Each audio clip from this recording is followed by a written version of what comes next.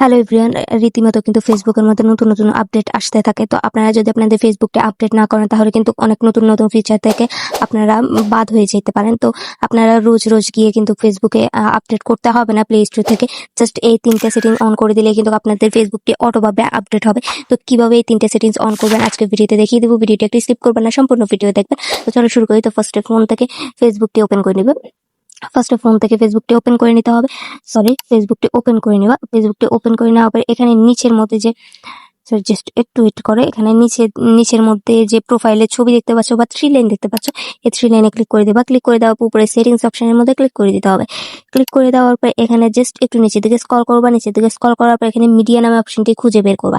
তো মিডিয়ার মধ্যে ক্লিক করে দিবা। মিডিয়ার মধ্যে ক্লিক করে দেওয়ার পর একটু নিচের দিকে স্ক্রল করবা। স্ক্রল করার পর এখানে অ্যাপস আপডেট নামে একটা অপশন দেখতে পাচ্ছ, এই অ্যাপস আপডেট এটার মধ্যে ক্লিক করে দেবা। ক্লিক করে দেওয়ার পর এখানে প্রথমে যে অপশনটি আছে অটো আপডেট দেখতে পাচ্ছ, এই অপশনটি কিন্তু অফ আছে। তো এই অপশনটি অন করে দিবা। অন করে দেওয়ার পর নিচে যে অপশনটি আছে follow updates over in only network, এটার মধ্যে এটা অফ আছে, এটা অন করে দেবা। তারপর নিচে যে অপশনটি আছে ফেসবুক আপডেট অ্যাভেলেবল, এটাও অন আছে, অফ আছে, এটা অন করে দেবে। এই 3টা সেটিংস অন করে দিলে কিন্তু তোমাদের অ্যাপস তোমাদের ফেসবুক যখনই আপডেট দেবে অটোভাবে কিন্তু তোমাদের ফেসবুককে আপডেট হওয়া শুরু করবে। তোমাদেরকে আর ফেসবুক কখন আপডেট দিছে, কিভাবে আপডেট করছে সেটা কিন্তু তোমাদের আর চিন্তা করতে হবে না। অটোভাবে কিন্তু তোমাদের ফেসবুকটা আপডেট হওয়া শুরু করবে।